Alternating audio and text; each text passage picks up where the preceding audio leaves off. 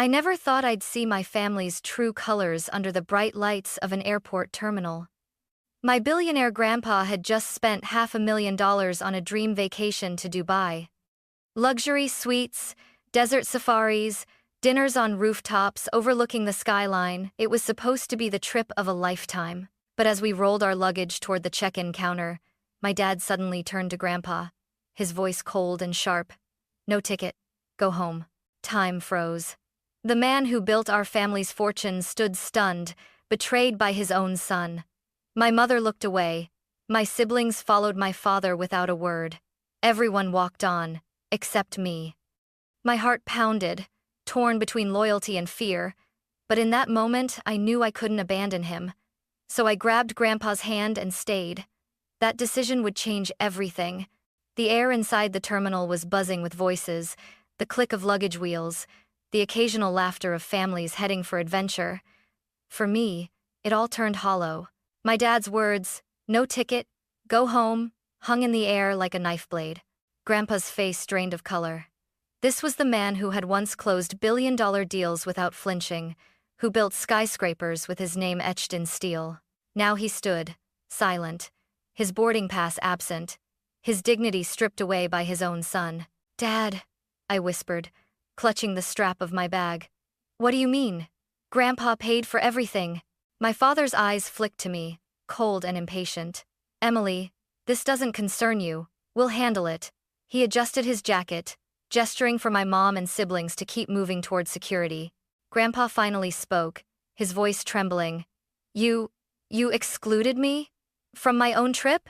Don't make a scene," my dad hissed, lowering his voice but sharp enough to cut. "You're old. You'd just slow us down. We've planned this for weeks. You'll be fine at home." I couldn't breathe. How could they? How could he? I looked at my mom, silently begging for her to say something. She wouldn't meet my eyes. My younger brother tugged on his backpack straps, glancing nervously at Dad, then quickly followed him toward the gate. My sister pretended to check her phone, as if none of this was happening. Tears blurred my vision. "He's your father," I said, my voice shaking but loud enough to make heads turn. "You can't just leave him here like trash." A few passengers slowed down, curious. Dad shot me a glare that could have turned stone to dust. "Enough, Emily. Don't embarrass this family." But wasn't that what they were doing? Abandoning the very man who had made all of this possible? Grandpa's hand trembled as he reached for his suitcase handle. "It's all right," he murmured, almost to himself. "I've been left behind before. I'll survive." That broke me. "No," I said, louder this time. My heart pounded as I stepped to his side, sliding my hand into his. "You won't be alone. Not this time." Dad froze mid-step, shocked. "Emily, what are you doing? Get over here, now." "I'm staying with Grandpa," I said, my voice steadier than I felt. "If you want to abandon him, that's on you. But I won't." The silence that followed was deafening. My siblings stared like I'd grown another head. My mother's lips parted, but no words came out. "And Grandpa?" He squeezed my hand, his eyes glistening. For the first time in years, I felt his strength flow through me. Not as a billionaire or a tycoon, but as a grandfather who had just been chosen over betrayal. Behind us, the announcement blared. Final boarding call for Emirates Flight 209 to Dubai. My family disappeared through the gate, and just like that, the line had been drawn. The sliding doors of the terminal opened, and a gust of evening air rushed against us. Outside, the taxi line stretched along the curb, drivers shouting destinations, engines idling. Families climbed in with their children, their laughter echoing what we had just lost. Grandpa and I stood there with our suitcases, alone. He looked smaller somehow, his shoulders hunched under the weight of betrayal. My chest ached. This wasn't just a missed flight. This was rejection, deliberate and cruel. "Emily," he said softly, his voice raw. "You didn't have to stay. You could have gone with them. You deserve the vacation too." I shook my head, clutching his arm. "What's a vacation worth if it means leaving you behind? They're the ones who don't deserve it, Grandpa." He gave me a weak smile, the kind that tried to hide years of loneliness. "You remind me of your grandmother," he whispered. She never walked away, no matter how hard it got. My throat tightened. Then maybe I inherited the right part of the family. We loaded our bags into a taxi. As we pulled away from the airport, I caught one last glimpse of the glowing Emirates sign, taunting us with what we'd lost. The ride was quiet. Grandpa stared out the window, the city lights reflecting in his tired eyes. I wanted to reach for his hand, to say something, but the words tangled in my chest. How do you comfort a man who has just been discarded by his own son? Finally, he spoke. $500,000, Emily. That's what I spent for them. Suites at the Burj Al Arab, desert safaris, yachts. Every detail planned so my family could make memories together. And now, he trailed off, shaking his head. Now I'm nothing but baggage to them. Not to me, I said quickly, turning toward him. Never to me. He blinked, as if testing whether I meant it. You'd really give all that up, Dubai? The luxury? The adventure, just to sit here with me? Yes, I said without hesitation. Because I know what matters. It isn't the vacation. It isn't the money. It's you, Grandpa. Silence filled the cab. The driver glanced at us in the rearview mirror but wisely kept quiet. Grandpa's hand trembled as it covered mine. You don't know what that means to me, Emily. I thought I'd lost everyone. You haven't lost me, I whispered. We reached his house, a grand estate perched on the hills, its windows glowing warmly against the night. I had been there countless times as a child, but stepping inside now felt different. The walls didn't echo with the laughter of family. They echoed with abandonment. Grandpa sank into his leather chair, running a hand over his face. I sat across from him, still holding his gaze. We'll make our own trip, I said suddenly. Maybe not Dubai, but somewhere. Just you and me. He chuckled, a sound cracked with grief but alive with hope. Maybe, he said, maybe it's time I put my trust where it belongs. And in that moment, sitting in the quiet glow of his study, I realized that what my father had thrown away, I had just begun to gain. Not just an inheritance, but a bond no betrayal could break. Morning sunlight poured through the tall windows of Grandpa's study. I woke up curled on the leather couch, still in yesterday's clothes, the faint smell of his cologne lingering in the air. Grandpa sat at his desk, glasses perched on his nose, papers spread across the polished wood. He didn't notice me at first. His hand trembled as he flipped through invoices, receipts, and travel documents. His face darkened with every page. Grandpa? I asked quietly. He looked up, exhaustion etched into his eyes. Emily, come here. He tapped a stack of papers with a finger. Do you see this? I leaned closer. The documents were hotel confirmations, Burj Al Arab, 2 ocean view suites, 10 nights. My stomach clenched when I read the names listed. Richard Willis, Claire Willis, Jacob Willis, Megan Willis, my dad, my mom, my brother, my sister, no mention of Emily, and worse, no mention of Grandpa. They booked it 6 weeks ago, Grandpa muttered, his voice breaking. 6 weeks. They never planned for either of us to be there. I gasped. So, it wasn't just you. They wanted me gone too. His jaw tightened. Yes, they used my money to buy their luxury, but they cut both of us out. And your father, he was the one who handled every booking. Anger boiled in my chest, sharp and hot.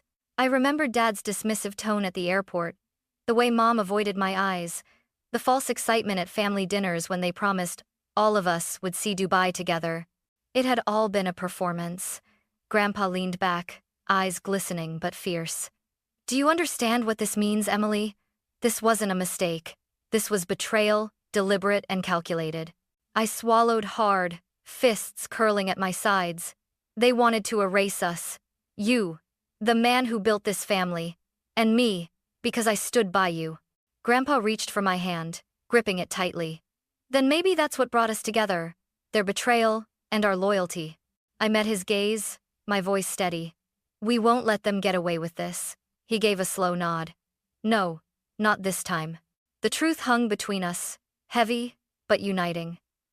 For the first time, I saw not just my grandfather, but an ally. And I knew our fight was only beginning. By afternoon, the quiet house felt like a storm was brewing. Grandpa sat in his chair, tapping the edge of his phone against the armrest. His face was pale, but his eyes burned with something new resolve. "They think they can humiliate me and get away with it," he said. "They think money makes me powerless, but they forgot whose money it is." I leaned forward. "So what do we do?" Grandpa's lips curved into the faintest smile. He picked up the landline phone, the heavy black one he always insisted on keeping, and dialed a number from memory. The line clicked, followed by a cheerful voice. "Good afternoon, Burj Al Arab Reservations. How may I help you?" Grandpa's tone shifted instantly calm, commanding. "Yes, this is Richard Willis. I need to cancel a reservation for 2 suites, 10 nights, checking in tomorrow." The agent hesitated. "Sir, this is quite a substantial booking. Are you certain? There will be penalties." "Cancel it," Grandpa interrupted, steel in his voice. "Immediately. Effective now." I held my breath, watching as he gave the confirmation details. With each keystroke the agent typed, I imagined the walls of luxury my family thought they'd enjoy crumbling away. Finally, the agent said, "It's done, sir. You'll receive cancellation confirmation by email. The penalty fee is $32,000. Grandpa chuckled darkly. $32,000 is a small price to watch them squirm. When he hung up, silence filled the room. I felt my heart race, equal parts terrified and thrilled. "Grandpa," I whispered, "when they arrive tomorrow, they'll have nowhere to stay." He nodded, satisfaction flickering across his face. "Exactly. They left us stranded at an airport. Let's see how they enjoy being stranded in Dubai." I couldn't help it, I laughed. For the first time since yesterday, it felt like we had taken something back, like we weren't just victims anymore. Grandpa leaned back, closing his eyes briefly. "Emily, sometimes the best way to fight betrayal is not with anger, but with consequences. They made their choice. Now they'll live with it." That night, as I lay awake in the guest bedroom, I imagined my family stepping up to the golden reception desk of the world's most luxurious hotel, only to be told, "Your reservation was canceled." I smiled into the darkness. Revenge had already begun. The next morning, the ringing started before sunrise. Grandpa's phone buzzed relentlessly on the nightstand, the screen flashing with familiar numbers. By noon, the call log showed more than 50 missed calls, 56, to be exact. I sat across from him at the breakfast table, nursing a cup of coffee. "They've finally realized it," I said. "The hotel." Grandpa lifted the phone, his expression unreadable. The device buzzed again. "Richard Willis Jr., my father." "Answer it," I urged. Grandpa shook his head. "Not yet. Let them sweat." Another call came, this time from Mom's number. Then my brother, then my sister. Each one rolled to voicemail. I couldn't resist pressing play on one. "Dad?" My father's voice exploded through the speaker. "What the hell did you do? They said the reservation was canceled. We're stuck in the lobby with our luggage. Fix this. Call me back right now." I glanced at Grandpa. His lips tightened, but he said nothing. The next voicemail was softer, my mother's voice, trembling. "Please, Dad, the children are crying. We can't find another hotel. Everything is booked for the convention. Just, please call us back." My stomach twisted. For a moment, guilt pricked me. The kids didn't deserve this. But then I remembered the look on Grandpa's face at the airport, the way Dad had brushed him off like garbage. The guilt hardened into resolve. Finally, Grandpa's phone rang again, and this time he answered. "Yes?" His voice was calm, almost casual. "Dad, thank God. What's wrong with you? You canceled everything?" My father's voice was frantic, desperate. I could hear chaos in the background, voices raised, a child sobbing. Grandpa didn't flinch. "I canceled what was mine, what you stole from me." "This is insane," Dad snapped. "We have nowhere to go." I leaned closer, whispering, "Put it on speaker." Grandpa did. "Emily?" My father's tone shifted, sharp with anger. "Are you there too? Did you help him with this?" I took a deep breath. "Yes, because I wasn't the one who betrayed him. You were." There was a pause, then a hissed threat. "You'll regret this. Both of you." Grandpa's eyes narrowed. "No, son. The only one regretting anything here is you. Actions have consequences." The line went dead. For a long moment, the room was silent except for the hum of the refrigerator. Then Grandpa let out a slow breath, almost a laugh. You hear that, Emily? He's cornered. For the first time in his life, he knows he's not in control. I felt a rush of adrenaline. The betrayal had cut deep, but now the tables were turning. My father was thousands of miles away, powerless. And I was here, standing beside the man he had tried to erase. It wasn't just revenge anymore. It was justice. That night, the house was quiet, except for the ticking of the grandfather clock in the hallway. I sat in the living room, staring at the shadows stretching across the walls. Grandpa was asleep in his chair, his chest rising and falling steadily, the phone finally silent after hours of unanswered calls. I couldn't sleep. My mind spun with memories, some so vivid they felt like yesterday. I remembered being 8 years old, hiding under the dining room table while my parents argued upstairs. The thunder of their voices rattled the ceiling, and I cried quietly into my knees. Then I felt a hand gentle, warm reach for me. Grandpa. He had crouched down, his eyes kind, and whispered, "Come on, Emily. Let's get some ice cream." We'd driven to the all-night diner, just the two of us. I licked chocolate fudge sundaes while he told me stories about his early days in business, how he'd lost everything twice before he built his empire. "People will always try to take from you," he'd said, spoon-tapping the edge of the glass dish. "But you can't let them take your spirit. That's yours to protect." That lesson had lived inside me ever since, buried under years of trying to please parents who never saw me the way he did.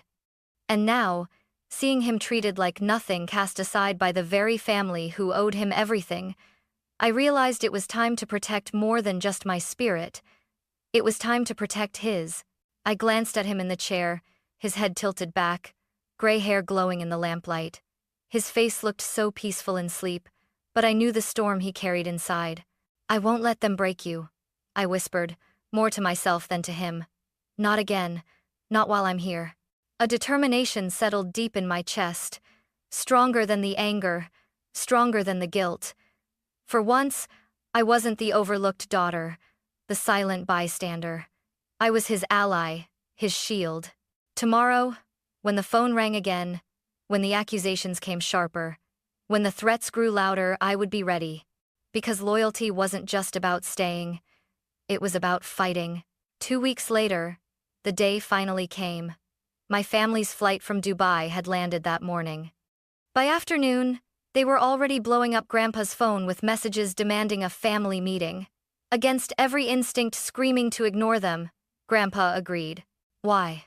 I asked, pacing in his study. "They'll only try to manipulate you again." He steepled his fingers, his expression calm, calculating. "Exactly. Let them try. This time, I want them to see just how wrong they were." The living room was staged like a battlefield. Grandpa sat in his high-backed leather chair at the head of the room. I stood beside him, my hand resting on the armrest, my stance unshakable. The fire crackled in the hearth, casting shadows that made the space feel less like a home and more like a courtroom. The doorbell rang.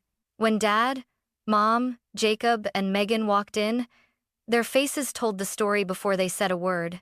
Exhaustion clung to them. Sunburns from Dubai's relentless heat stood in stark contrast to the cold fury in their eyes. "Dad," my father barked, not even sitting down. "What you pulled was unforgivable." Grandpa didn't flinch. "Unforgivable?" His voice was quiet but sharp. "You left me at an airport like unwanted luggage. You erased me from my own vacation. And now I'm unforgivable?" Mom stepped forward, wringing her hands. "Please, let's not do this in front of Emily." "In front of Emily?" I cut her off, my voice rising. "Do you think I don't already know what you did? I was there. I watched you walk away from him like he was nothing." Jacob shifted uncomfortably, muttering, "It wasn't like that." "Yes, it was," I snapped. "You all knew. You planned it 6 weeks in advance. You thought he'd just accept it, go home quietly, and never fight back." Dad's face reddened. "You've been poisoning him against us, haven't you? That's why you stayed." "I stayed," I said, stepping closer, "because I saw the truth. I saw who he really is, and who you really are." Grandpa leaned forward, his eyes blazing. "Richard, I spent $500,000 to give this family something unforgettable. And unforgettable, it was just not in the way you hoped." Dad's jaw clenched. You think cutting us off will solve anything? You can't run this family without me. Grandpa reached for a leather folder beside his chair. Slowly, deliberately, he opened it and pulled out a set of papers. That's where you're wrong. This, he held up the first page, the notary seal gleaming under the lamplight, is my revised will. Signed, witnessed, and ironclad. Mom gasped. Jacob froze. Megan's hand flew to her mouth. Dad's voice dropped, low and dangerous. What did you do? I corrected my mistake, Grandpa said. His voice carried the weight of finality. Everything I own, my businesses, my properties, my fortune goes to Emily. The only one who stood by me when the rest of you turned your backs. The silence shattered into chaos. Mom cried out, "You can't do this. She's just a child compared to us." "I'm 18, I shot back, my voice trembling but fierce. "Old enough to know loyalty when I see it. Old enough to know betrayal." Jacob stepped forward, his face twisted with desperation. "You can't punish all of us for Dad's mistake." "Punish!" Grandpa roared, his voice shaking the room. "This isn't punishment. This is justice. You chose greed over family. Emily chose loyalty. Actions have consequences." Dad's mask finally cracked. "You'll regret this," he hissed at Grandpa, then turned to me. "And you, Emily, you think this makes you powerful? You're nothing without us." "How?" I squared my shoulders, heart pounding. "No, I'm nothing without him." I placed my hand firmly on Grandpa's shoulder. "But, with him, I have everything I need." The fire popped, sending a spark up the chimney. The weight of the moment pressed down on all of us. For once, my father had no comeback. Grandpa leaned back, exhausted but triumphant. "Get out," he said coldly. "All of you, and don't come back." They hesitated, as if waiting for him to change his mind. But when they saw he wouldn't, they left my father's glare promising a storm, my mother sobbing quietly, my siblings too stunned to speak. The door shut behind them with a final click. The house was quiet again, save for the faint crackle of the fire. Grandpa exhaled, his shoulders sinking. "Emily," he murmured, his voice breaking for the first time that day. "You saved me." Tears blurred my eyes, but I smiled. "No, Grandpa, you saved me too." And in that silence, in that victory, I knew. The real inheritance wasn't money or property. It was the bond we had chosen together. The silence after the door shut was almost deafening. The echo of their voices, their accusations, still rang in my ears. But for the first time, the house felt safe. Grandpa leaned back in his chair, his hand gripping mine tightly. The folder containing his new will rested on the table like a shield forged from truth. His voice was low, raspy, but unshakable. "They'll fight me, Emily. They'll drag this into court, smear my name in papers, do anything to claw back what they think is theirs." I squeezed his hand. "Let them try. They already lost the only thing that mattered, their place in this family." Arle. For a long moment, we sat in silence, the crackling fire, the only witness. Then Grandpa smiled, truly smiled, for the first time since the betrayal. "You remind me of myself when I was young. Fierce. Unwilling to bend. I learned from you," I whispered. The next few weeks passed, like a whirlwind. Lawyers were contacted, documents notarized, accounts secured. True to Grandpa's prediction, my father tried everything: angry calls, legal threats, even dragging my mother and siblings into his campaign. But the law was airtight. Every time his voice rose in fury, Grandpa's response was steady, simple. Actions have consequences. At night, when the world quieted down, it was just the two of us again. We cooked simple meals together: eggs, toast, sometimes pasta, when I convinced him to let me experiment. He told me stories I'd never heard before, of his first job sweeping factory floors, of the nights he went hungry while building his empire, of the people who betrayed him along the way. "Betrayal never comes from strangers," he said one evening, sipping his tea. "It always comes from the ones you trust. But loyalty? That's rarer than diamonds." He looked at me then, and I knew what he meant. One morning, Grandpa surprised me with 2 suitcases by the door. "What's this?" I asked, blinking. "Our trip," he said, his grin mischievous. "We may have missed Dubai, but there are other places to see. Just you and me." Tears welled up instantly. You mean it? I've never meant anything more. We flew to Greece that week. Santorini's whitewashed houses shimmered under the sun, the sea stretched endlessly, and as we stood on the cliffs watching the sunset bleed into the horizon, I realized something. This was worth more than any luxury hotel. Not because of the destination, but because of who stood beside me. Back home, the storm with my father continued, but it no longer mattered. The new will had been filed, the estate locked in legal fortresses no challenge could break. The tabloids eventually caught the story, spinning tales of family betrayal and the granddaughter who chose loyalty. People whispered, speculated, judged. But in our home, life grew quiet, steady, real. I spent afternoons studying in Grandpa's library while he handled business calls. Evenings were filled with laughter, something I thought I'd never hear from him again. One night, as the clock struck midnight, he looked at me with that same steady gaze I'd grown up with. Emily, you know what you've inherited isn't just money, don't you? I nodded. It's trust. And responsibility, he smiled. Exactly. You'll carry this family forward, not the ones who betrayed me, but the one who stayed. Months later, when my father tried one last time storming up to the house with angry words and desperate pleas, I met him at the door. You made your choice at the airport, I told him calmly. You left us both behind. Now you live with it. He stared at me, furious, but powerless. For once, he had no control, and I shut the door, ending that chapter forever. Life didn't magically turn perfect after that. Challenges came, whispers of lawsuits lingered, and some nights Grandpa still stared out the window, remembering the sting of betrayal. But every time, I was there. We were there together. And together, we built something stronger than money or inheritance. Trust, love, and a bond forged in fire. As I walked into his study one evening, finding him asleep in his chair with the fireplace casting golden light across his face, I thought back to that day at the airport. The moment I had to choose, I had chosen him, and in every way that mattered, he had chosen me back.